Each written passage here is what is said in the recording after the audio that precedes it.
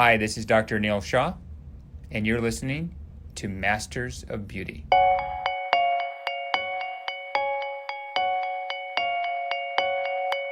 In this episode, I had a chance to talk to Oggie Petrovich and Eric Selvik of ARTAS. ARTAS is the only hair transplantation robot in the world. So I'm going to dive in deep on all the technical details, how ARTAS works, and we're going to compare ARTAS to the theoretically best hair harvesting person in the world. We'll see who wins that competition.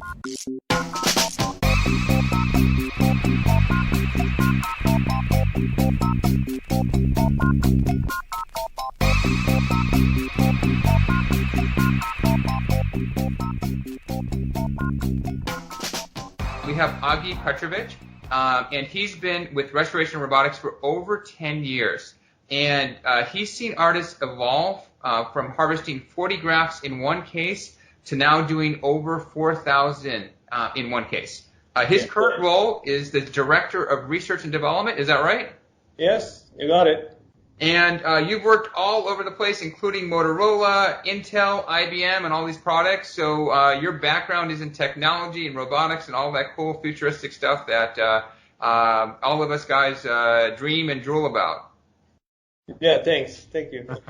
And also we have Eric. Eric is the Director of Product Management at Restoration Robotics. He's worked in this technology and device space for about almost 20 years, although you look young enough to maybe be a son of mine. So I don't know how that's possible. So maybe you started when you were like 1 or 2? Yeah, they got me started real early. And prior to working in Restoration Robotics, you worked at Intuitive Surgical, which is also kind of in that robotics space as well. So it's been kind of something, it's been in your DNA, so to speak. That's right. Actually, I was trained as an engineer, and the first job I had out of college was designing robots for the semiconductor industry. And since then, I've moved on to medical devices and more in roles in marketing and stuff. So I've kind of come full circle. I've married my love and passion for medical devices with my passion for robotics. Which is interesting now. I think the robots I see, I have a 6-year-old. The robots I see my 6-year-old are purely for destruction. Did you ever do any of those types of robots and robot wars and all those aspects, or mostly to help humanity? Well, for my part, it's always been sort of to help humanity and stuff. I don't know. Oggie may have done some fun of the robot war type stuff. We did some things with drones, but no destruction.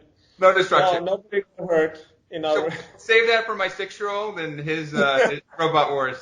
Which is fun stuff. And you see, that's interesting because robots are being taught more and more to our youth as kind of a part of where we think the world is going, where the future is going. And it's interesting to see how that's evolved. So ARTAS, if I'm not mistaken, it's the only robot in the aesthetic space and the only robot in the hair space. That's correct. This technology is quite unique in the aesthetic medicine space. It is the first robotic solution. And in terms of, when you compare it to other hair transplantation, hair restoration technology, it is far and away the most advanced piece of equipment that you'll find. So when you talk about the roots of ARTAS, like where ARTAS came from, and both of you probably have been with Restoration Robotics to know about this. So where did this start? Like when it was first conceptualized, where did it start and how did it come along? Yeah, so this started more than 10 years ago, probably about 15 years ago. Our founder was part of a company called Accuray, and they do radiosurgery with robots. And they were looking for another medical application that's tedious, difficult to do, where accuracy is required. And one of the doctors mentioned, hey, there is this there is hair transplant procedure which is meets all these requirements. You should check this out and try it. And our founder got a robotic arm and started a company basically in the garage, just like many other Silicon Valley startups. That's how it all started. And, some of the best work in the valley is done in people's garages here, as you can see. So. Well, it worked for Steve Jobs, so it's not. And Hewlett and Packard and everybody else, right? Yep.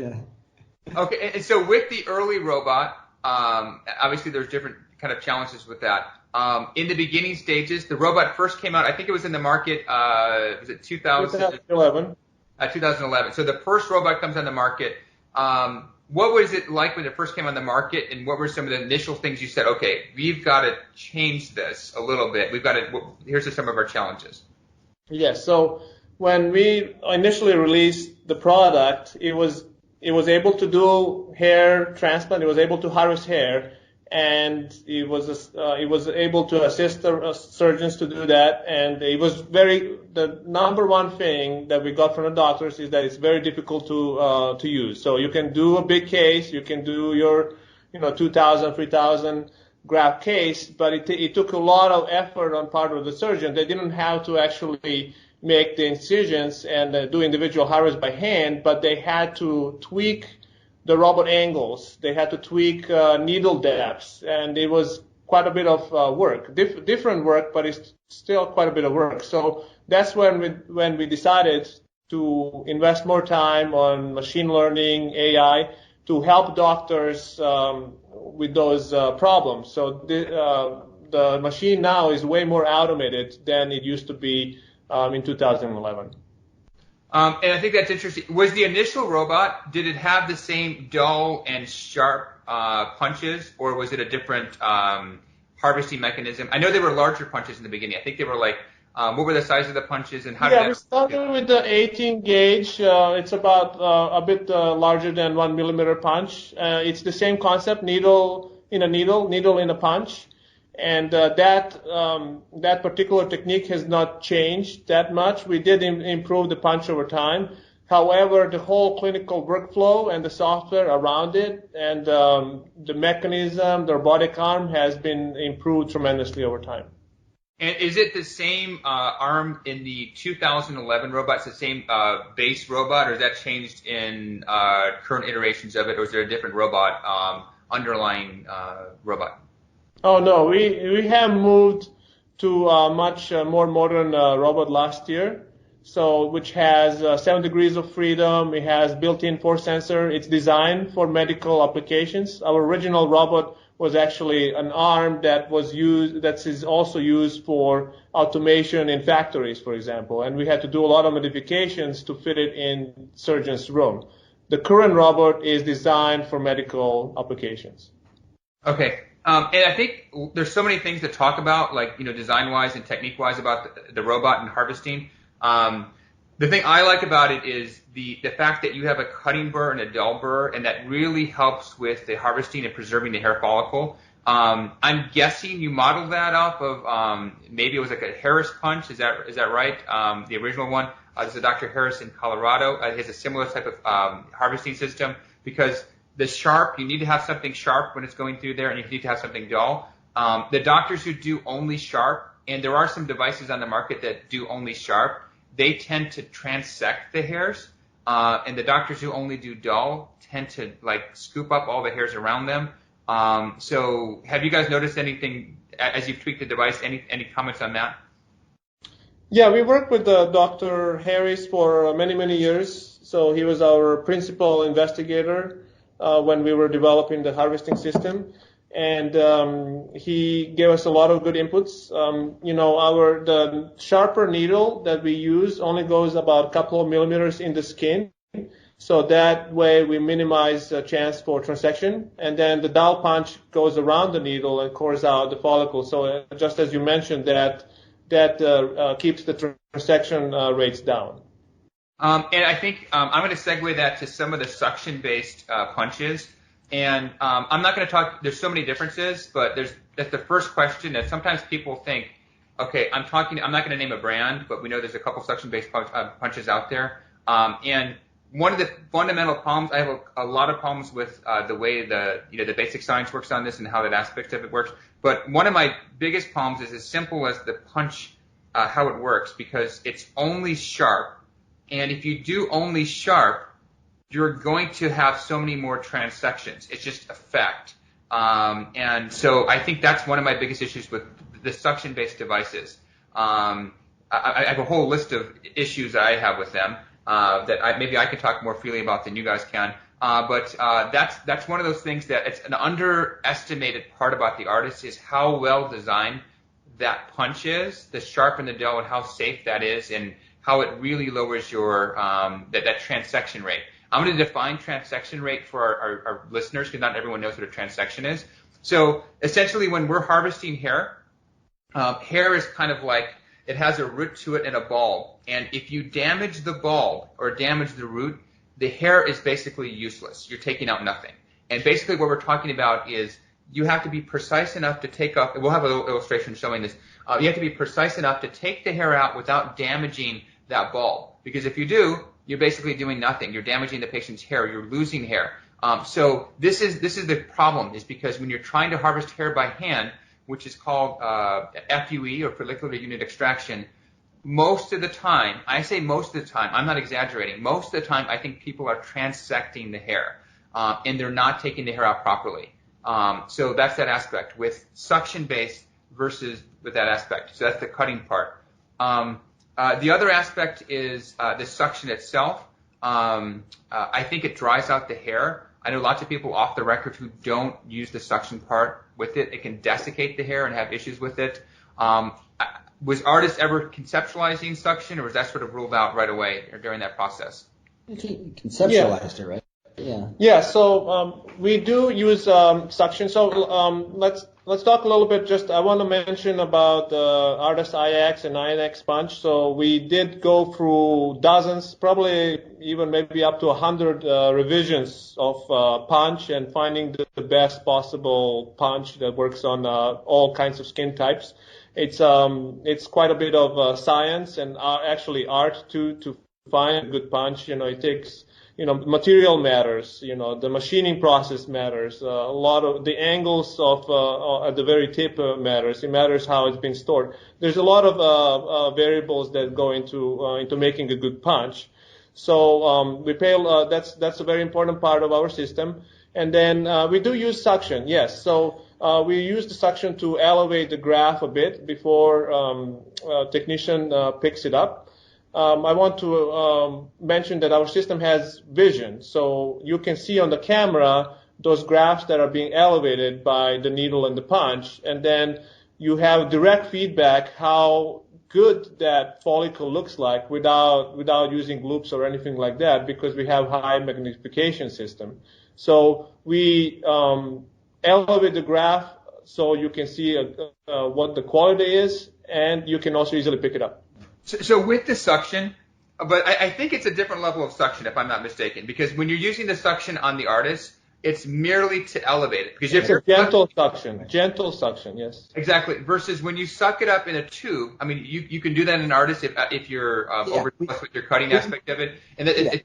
But if you suck all of your grafts, I think you're desiccating them because the suction's too hard. And the way those come out, there's a difference, I think, between leaving your hair in there and lifting it up. Again, this is me talking about that. Maybe we can have a little debate about that. Versus when you strip the hair out.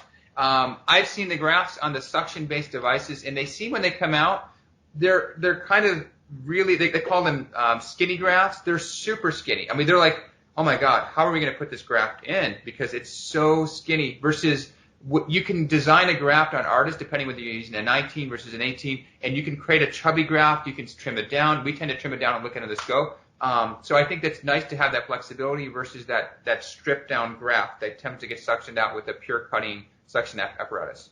That's correct. And really, you like to see grafts that have a lot of soft tissue around them all the way down to the bottom, that fatty tissue, and some of the stem cells and all the good mesenchymal cells that are in there. So we try to preserve as much tissue around the graft as we can. And, our system, we could suck it all the way into the system, but what we found is that just elevating it in the field, letting it stay in the surgical field, and then having a technician very gently remove that with a nice technique preserves the graft structure. It's very quick and easy to do as well. And also to mention, there are some grafts that still may be pulled out because we do have, on some patients, it's easy to separate the follicle from the scalp. We have a full saline flush system which provides fluids for that graft to survive. So it's not as if we are just letting it die. It goes in the follicle trap. It has plenty of saline there or storage solution as well. I think one of the other parts about artists, which is interesting, there's lots of hair blogs and hair podcasts, and they always talk about how do you know how many hairs you're getting, how do you know what your transection rate is, and if you have an artist, it's actually like a lot of this like counting and dealing with the mathematical and quantitative aspects of it are actually taken care of for you. So for my aspect in my practice, I've always been into quantification because you don't know what your outcomes are because everyone always says, I think I'm doing better. And then you look at numbers, and that can really drive your decision making. So for me in my practice, I look at something called the T rate, the transection rate. I also look at empty sites, which can happen with anything. And then I look at those are kind of two factors I'm looking at. So everything is quantified and then from a patient's perspective, there's stories of patients going somewhere and saying, hey, guess what? I signed up for 1,000 grafts or whatever grafts, and then who knows how many you've had with the handheld punch? You have no idea. And how many were successful? There's no data behind that. In artists, everything is sort of photographed and captured. You know how many were empty, how many were not empty. You know how successful the machine is. It'll give you a smiley face. So I think patients, from a quality standpoint, you can tell what's going on. And I think from me knowing it as a patient as well, I've had artists done. It's nice to know what are my stats. Like what did we bring to the table? How successful we are. Well, we did great. Who cares? How many transactions did I have? How many grafts were sucked up? So you know that number. And I'm a quantified guy. I think most of my guys who do hair they're into numbers. They know stats on baseball players and all that aspects of it. So I think that's an underestimated part about what we're talking about. So another aspect of that going through there, how accurate are, for me as a user, when I'm looking at that, how accurate are those stats? If I'm looking at that and saying, hey, guess what, I had an empty, I had that. I mean, they seem super accurate when I'm looking at it and counting it, but your data pool, I mean, you have a tremendous data pool. So how accurate do you think they are? I think the measurements are pretty accurate. So, of course, we count all the harvests, and in order to quantify the amount of transections and things, that at this point still needs a human to look at it and to say how many we transected and things. But we have things that will count empty sites, and all it's quite accurate. The vision system on this device is quite precise, and it has a resolution of like 44 microns, which is on the order of half the width of a hair. So the system can see things that we sometimes can't, and that allows it to be quite accurate when you're talking about things like counting hairs, counting follicles, counting empty sites, things like that. And let's talk about that vision. So when you're looking at the vision of that, if we compared someone wearing loops to someone with artists, just the vision aspect. So we have the robot. We're going to compare those two. So let's do that kind of as a thought experiment of saying, so that way people can kind of understand the differences. So first we're going to go vision. So we have, and I've done this experiment, by the way. I'll tell you my results at the end of this. So first of all, we're going to take the best FUE hair harvester in the world. I had supposedly the best FUE person in the Midwest doing this. So we're first going to do vision. Vision on a person wearing loops versus vision with artists with its vision topic. So we'll kind of compare those two first. Oh, yeah. So, I think that what would you have to have, like at least 10 times loops to see at that level, or can you even how much would you mean, the beauty of ARTAS is that you don't need loops anymore. First of all, it's very hard to, right? So you can see it on the big screen. It's beyond 10x, I believe. I believe it would be, my understanding was that it would be like 12 or 14x, which I don't even think they make that. It's about there. So, we like to talk usually in terms of resolution. So the system can see, it has a resolution of about 44 microns, which is just half of the hair. So you can see the hair on the screen, here it is, and yet that's only like about 100 microns. It's very highly zoomed in, very, very, you can see the shape of the follicle, the caliber, what kind of angle it is. So, it's much more pleasant to work than with loops, that's for sure.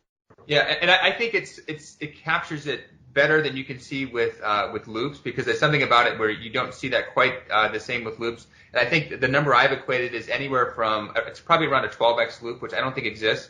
The highest loop, some people say they're wearing 8x loops, but if you actually measure them out, and I've done that with a couple of the loop manufacturers, I don't think that some of those, the cheaper ones that flow down, are actually 8x. We've measured a couple of them, and some of those are closer to 2.5 and 3x. There's nowhere near 8x. So if you're looking at the screen, looking at that. So I'm going to give the vision to artists because it's just clear that aspect. The other aspect we looked at is kind of comparing the two things is steadiness. This is one of the hardest things to do. I'm a surgeon. I work on the face, so I'm used to working with my hands. I wear loops when I work, and I'm used to working on the face. In harvesting hair, what it takes to harvest a hair is extraordinarily difficult because you have a spinning device trying to go to a small thing. We're talking about microns thick, about 60 to 70 microns thick. You have to see the hair on the outside. You have to also understand where the hair is on the inside. That angle changes. As the spinning device hits your skin, it's going to move your hand. If your patient's breathing, it's going to move, which we could talk about how the artist handles people with breathing. So all these factors, when you're dealing with micron-type surgery, all of these factors affect it. Once you hit the skin, the hair is at a different angle than what you see on the outside. What your eyes see oftentimes, and most people who are looking with loops actually don't see stereoscopically, which is what the artist sees. They actually see kind of with a two-dimensional aspect to it. So they're missing the three-dimensional relationship, and it hits it. So I think comparing the world's best FUE person manually versus artists, I'll go back to you on your thoughts. You have to assume that this is the best FUE harvester ever in the planet we can use instead of the Midwest. There are, to be sure, there are some extremely talented doctors and surgeons who have amazing skills with their hands and do quite well, manually. I think it's a very difficult thing to do. I don't think everyone has those skills. And we also have to remember it's not just once, twice. You're doing this 2,000 times. And so can you say that the 1,550th time you do it is the same as the second or third time you do it? I think it's really difficult. There's a sort of a repeatability aspect with the robot that is just built into robotics. Precision, it's repeatable, and its efficiency is what you get from robotics. And just the ability to maintain focus, concentration, and that sort of physical dexterity over that amount of time is very, very difficult. There are some, outstanding surgeons who get very, very good results, but I think for most doctors, it's hard to compete with a device that sees so well, has such precise movements, and is extremely repeatable over thousands and thousands of these very small repetitive movements. I would say it's impossible for a human to compete with that. It's not going to happen. I just don't think it's possible because it's not possible for someone to do that. And if you did it on one case and you did it over and over again, most of the people are actually going to get some sort of wrist issue or elbow issue because it's that aspect, that repeated motion. So even if you could do it, I have not seen a person who can do it yet, whether it's a surgeon or technician, whoever. I have not seen a person who can do that repeatedly, like as good as an artist. I've never seen a person as good as an artist. And that aspect is me looking at lots of docs and looking at under scopes and microscopes and looking at T's, looking at data. That's the big thing. I have not seen a human that can do it as well as an artist. Okay, so we're talking about harvesting, the mechanics of harvesting. We're talking about the vision of harvesting, which I think are two really important parts about that. And I think the part that you mentioned is non-fatigability, reproducibility. These are things that people don't take into account. So you know what you're going to get with an artist. Again, I measure myself. This is looks like a wedding ring, although I wear it. I'm married. It's actually an Oura ring, so I know what my sleep. So my sleep number was good last night, but let's say I had a bad sleep number. I know that I'm prepared. I was prepared today. My sleep readiness score was way in the 80s. I try to make myself as zoned in as possible, as reproducible as possible, so I'm always on. But I'm a human being, and we can't always be, we can't be always as perfect. At least we know with the artist, we're going to get something that's super reproducible. It's never going to have a restless night of sleep. And again, I try not to. I try to make myself as much like a robot. You see how I'm saying that with those aspects of that, so I can be as reproducible and have everything like that. Okay, so I think if you're comparing, we're talking about best case scenarios with that. That's harvesting. That's getting the hair out. And I think my experience has been it was mind blowing when I looked at data. So I used to do things by hand. This is me, and this is me having other people assist me in that aspect. The numbers I think that people report on transections are probably way exaggerated, and they're guesstimates because people aren't keeping track of it. And when you look at those data points, people sometimes talk about 5%, 10%. I believe they're at best case scenario 30% transections. That's my opinion, and some probably higher than that. And that's why you're seeing people use 2,000 grafts to try to get 1,000 graft result. That's why you're finding people doing that, because they know there's some waste in there. We have a limited number of hairs here. We only have so many hairs we can harvest. Why waste those hairs? You need to preserve every one of those hairs. So the extra value you get from ARTAS, it's insured in your result. And one of my best results is a patient I think I did 500 grafts on him. And if you look at his result with 500 grafts, people are like, how the heck did you get a 500 graft result with him? There's no possible to do that. His T rate was 0. So I had a 0 rate T rate, and he had PRP, other stuff like that, but that's not the point where he got his hair from. Every graft I put in, I'm sure survived, because there's no way it's possible to do that with 500 grafts. So he was quoted 2,000 grafts, 2,500 grafts. I did 500 grafts on him. And you can tweak the ARTAS in so many different ways, including skipping ones and doing that. So you can maximize the number of hairs and minimize the number of grafts. And having control as a physician and having control as a patient, I think, is such an underestimated part about this technology.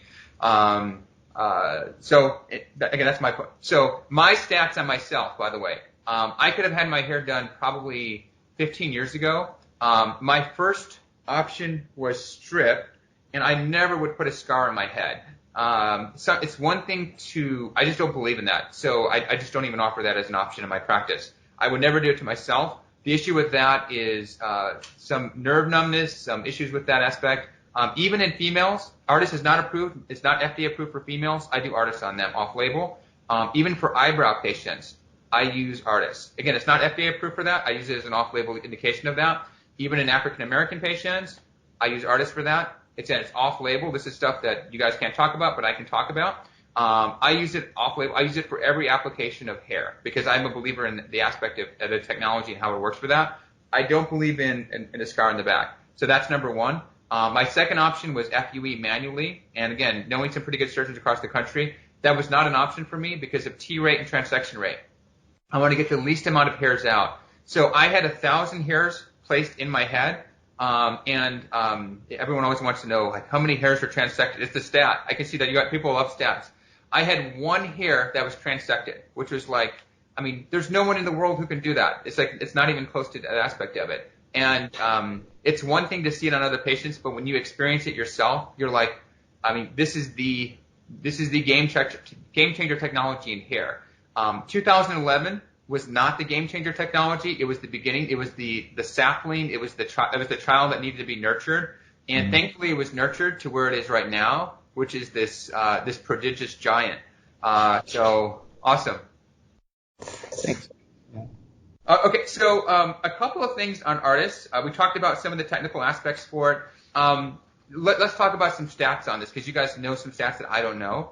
What's the most hairs that have been harvested in an hour on an ARTAS? Do you guys know off the top of your head? I don't know that number, but I think it's probably 1,400. 1,400. Something around 1,400, yeah. We have some. There are some ARTAS users that pretty regularly can harvest over 1,200 per hour, and as high as 1,400. I think we've seen in an hour. And of course, that depends, on the donor area of the patient, on the training level and experience level.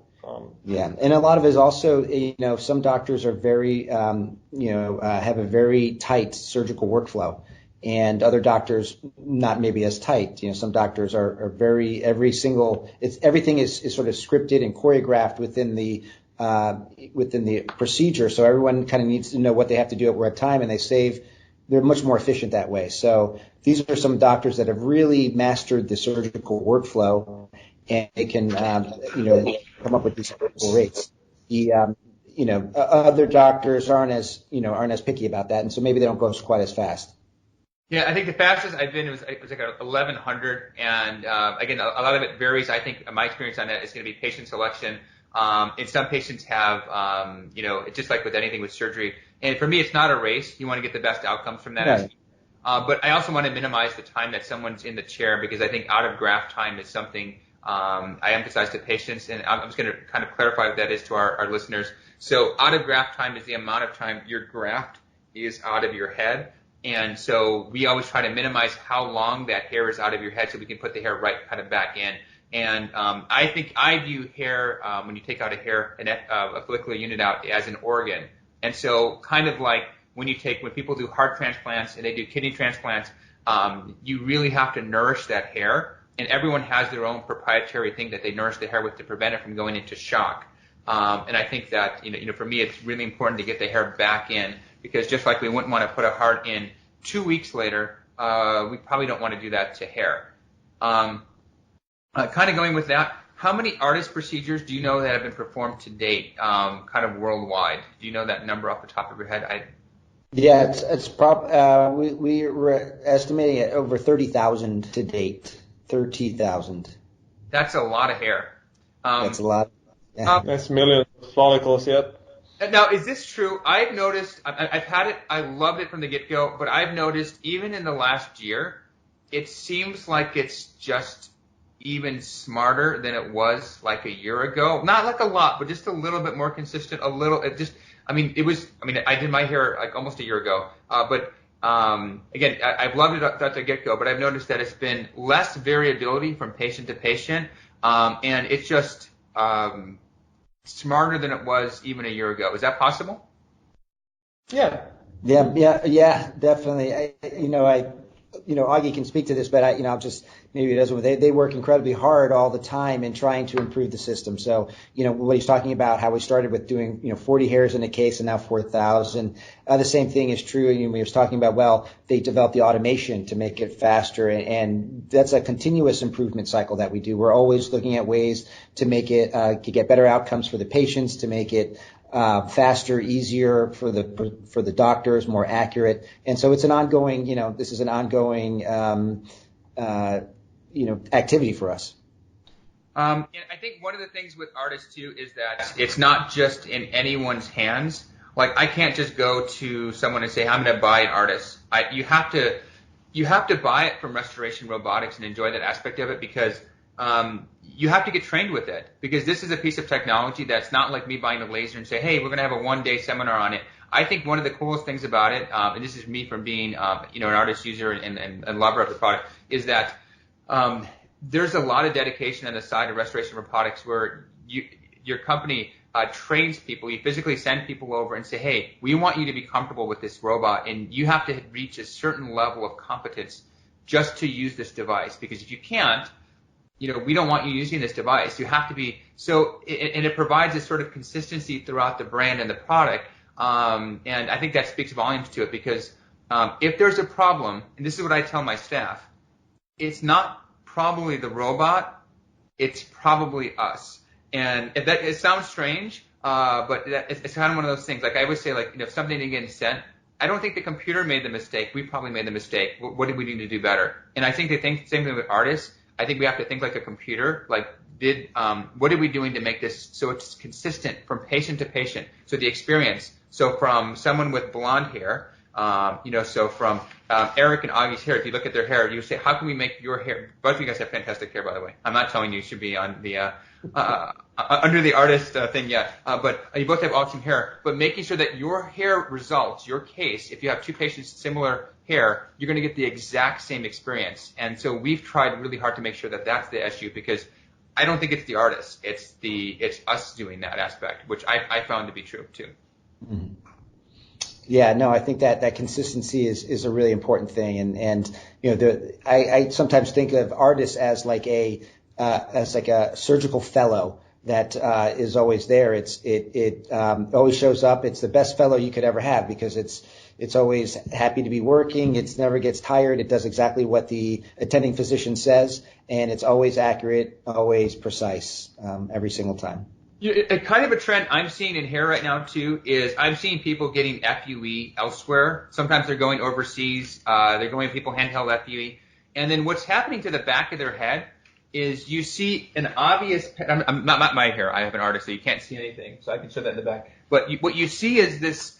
It's like a shotgun went off in their head, and you can see these obvious areas where they're missing hair, obvious things. There's obvious patterns of hair loss. And again, I can't speak to that because I don't do handheld like that. But can you explain why ARTAS prevents over harvesting and prevents that visibility? So what's built into it? What's baked into it to prevent that look? Because I've never seen it in one of my artist patients, but I see it all the time in these outside patients, and it does a disservice to FUE. Right. Yeah. The artist can be programmed to harvest whatever number of hairs, and it has intelligence to sort of choose hairs in a way that sort of leaves a natural. So if you just set it up and you set certain parameters on that, like how much density you want to leave, or what kind of spacing you want to get as a doctor between your harvested hairs, the robot will do that, and it'll do it in a way that leaves a natural result. If you're doing it just by hand, you're sort of kind of picking and choosing, and it's sometimes hard to see the forest through the trees in that type of situation. So there may be cases where someone just doing it by hand over harvests an area. Artists will never do that unless the doctor programs it in and says, yes, I want you to harvest every single hair in this area, which they wouldn't do. But there are a lot of that's part of the great automation and the intelligence of the system, is that the doctor can sort of set the basic parameters, and the artist will go and will select the right hairs and leave a result that is a very natural looking result. Okay, we're going to talk about site making for a little bit, and so we've talked a lot about the harvesting aspect of artists. For site making for the audience is once the hair is harvested, you talk about making sites where the hair is going to go, and so we'll talk about that aspect. So with the artist system right now, we'll talk about site making before we talk about graft implantation. And then we'll talk about where you think that's going to go in the future and some challenges. So with site making, essentially what happens is we make little sites throughout the head, and then those are the sites where the hairs that have been taken out are going to go back into the scalp. So with site making, that's been probably the second phase. Obviously, the harvesting is still always being updated, but that was the second phase of the artist system, was the site making. So what are some of the challenges of site making, and what are some of the areas that I currently do site making by hand? I'm a data-driven guy, so maybe you'll convince me to. I have that feature. Maybe you'll convince me to. I should use that more, maybe not more. We'll go back and forth to talk about that too a little bit. So let's talk about site making. What were some of the challenges and where it's at right now? I think site making is a great option for physicians. So one of the main feature of the site making is that the doctor is still fully in control. So we provide software to create a treatment plan. So the doctor can choose where all the hairs are going to be placed, in which directions they're going to grow, what are the densities, and that plan is then being transferred to the system, which executes that plan. When the system creates sites, we can see hair, just like when we do harvesting, we also see hair, existing terminal hair, and we avoid them. So that can be, that's easier for us than a person just doing it by hand, of course, for all known reasons that we talked about. Our speed is also well over 2,000 sites per hour, so it's quite comparable, probably faster than a human hand. And I think my use of site making is if I shave the head, I'm doing site making, and if I leave the hair long, I'm doing it by hand, and that typically is how I roll with it. And I think the advantage of that, I think the cool thing in the site making software is you can see the number of hairs that were saved. which is a nice thing for patients to see that and visualize that aspect of it. That's one of the challenges in site making, I think, is temple still, hairline and crown, right? That's still, would you say, it's still two couple areas that kind of designing the front of the hairline, which again, it comes into the surgeon aspect of it. That's the artistic aspect of it. And then, and temples. And do you think that will change anytime soon, or do you think that's still always going to be kind of one of those hand touches? So hairline is not a problem. So over time we talked about system being improved. So recently we have improved the workflow. So when we do site making, actually patient sits in a nice comfortable position, which also allows the system to have a really good angle for creating a hairline. And we also provide very nice software tools for the doctors to replicate exactly what they would do by hand. We have special algorithms that we develop with together with very important doctors, how to create hairline properly. So the system can do hairline, not a problem. And in addition, the new robotic arm is able to maneuver better, and we can get to the harder areas that were harder in the past. So we can get to the temporal areas easier now. Right. And then the crown is for future development, and we fully expect to be able to do that. It's a big challenge, a bigger challenge to train a robot to go around in that. There's a lot of logical things that you have to put in place, and decision making that you have to allow the system to do, teach the system to do. So that's definitely on our roadmap. But I think supporting what Oggie said is we do have some new features now that allow for the establishment of the hairline, helps the doctor do the design, and then of course it executes exactly the design that the doctor wants. So we encourage doctors to try that, but we also know that some doctors really like to do that by hand, and that's totally fine and appropriate. It's just however they feel best. And then if we're talking about implantation, so kind of implanting hairs, how has that changed over the last I'd probably even say a few months? I'm sure that's still kind of rapidly evolving technology part of that. So implantation is the newest functionality that was launched with our most recent platform, which is the IX system. And implantation is, in some ways, I mean, it started at a really good level, but we're already seeing improvements. And most of those improvements are in the sort of the surgical workflow and the sort of the speeds and rates that we can work at. This is brand new stuff, right? We're sort of creating this, and no one's done this before, and so there's always going to be a lot of learnings. And what we're seeing just in the 7 or 8 months that the system's out there is that we're able to doctors are able to more consistently achieve implantation rates that rival, say, one or two techs like implanting. So we're talking about the 600 to 700 grafts per hour implantation. We're making it just more consistent so doctors can achieve that on a more regular basis. What's the smallest site you can make with site making? Can you go down to a 20 with that? Or is it 19 or 18? Right now for implant is 19. It's 19 gauge for site making and implant. Yes. 19 for that. Okay. That's right. That's what the company offers. Slightly under a millimeter. Yeah. Okay. Cool. And then so again, awesome. Amazing product that I think that anyone thinking about hair, and this is myself included, I'm an artist person again, I love my hair, and it's always it looks great, by the way. I was really happy to hear that you had an artist procedure because your hair looks fantastic. It's not Photoshop. It's not a filter you're looking at. When the filter goes off, you're not going to see like a giant dome going through here. So where do you see artists in the future? So it's so many different areas. I use it off-label. I talked about some things that I use it for, which I probably not. I don't know if those are areas that you guys are studying. I use it for eyebrows. I love it for eyebrows. It's amazing because you can pick ones. You can do different things with it. I love it for. I think in the past it was studied for African American hair, and actually we use it in African American hair with great success. And we have a lot of patients with traction, particularly African American females. We were a little nervous using this in the beginning, and we don't actually have to alter the angles too much. I was talking to a lot of people before we were starting to do this. It's actually super adept at doing that aspect of it. White hair, which is off-label, blonde hair, we've used that. Obviously, there's alterations to this.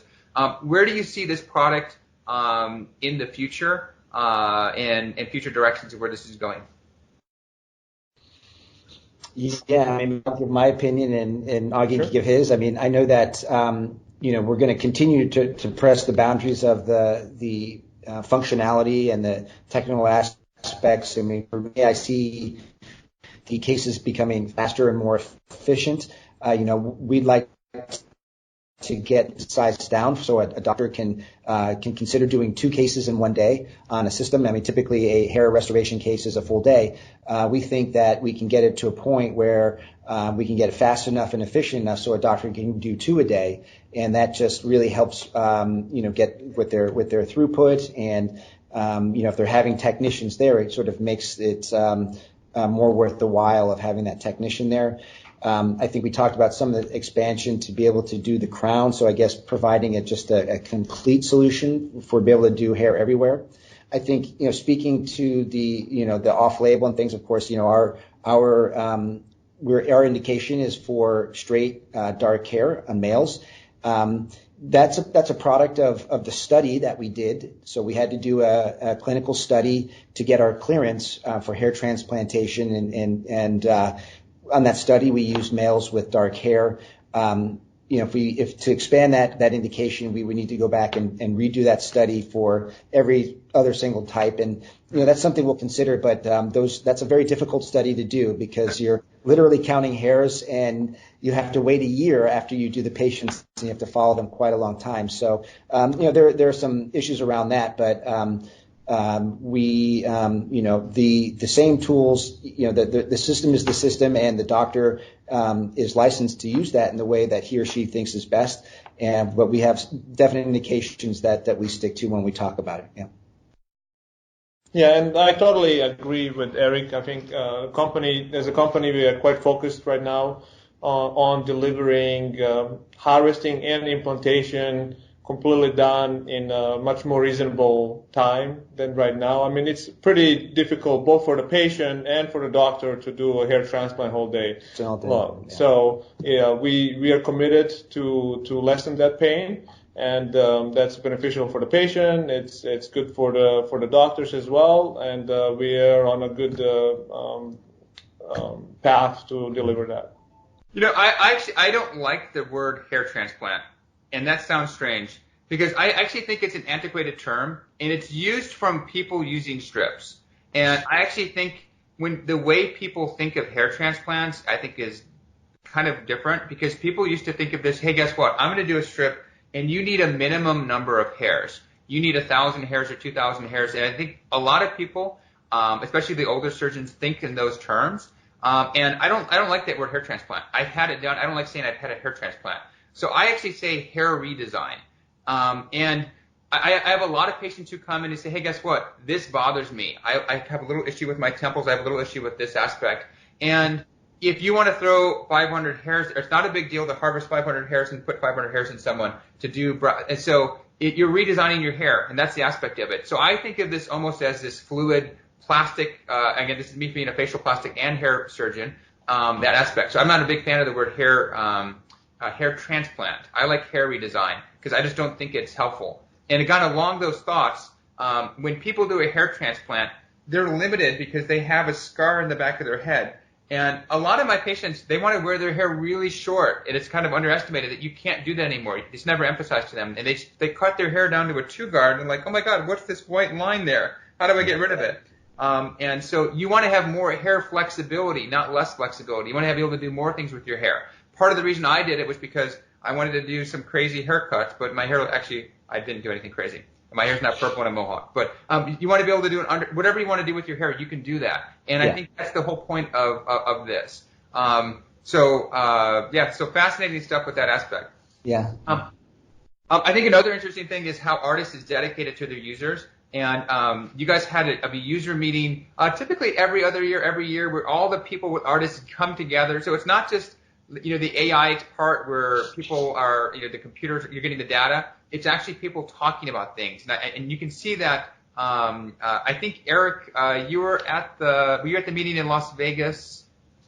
I was at the. I was not. I missed that one, but my colleagues were for sure. Yeah. Okay. But I saw a decent number of colleagues there, and it's interesting because you see this collaboration of what people are talking about, what's working, what's not working, and you see a lot of people kind of taking notes of within the company itself and say, what can we do to make this better? Because this is not like a static product that's fixed. It's a product that's always evolving, always getting better, and that's been my experience with even within the last year. Actually, at the meeting, I was actually telling Oggie about this a little bit earlier. They had a magician. It was in Las Vegas, the last meeting, and they randomly picked me up to go on stage. And so one of the magician's act, he had a knife, and he said, "I want you to hold this board and don't move." And so he threw a knife. I have it on video, and the board hit I think it's a real knife. I'm not sure if it was a real knife, and I was like, "Oh my God." If you hit the hair, at least we can repair that and put some more hair up there, but don't hit my hands or hit my face.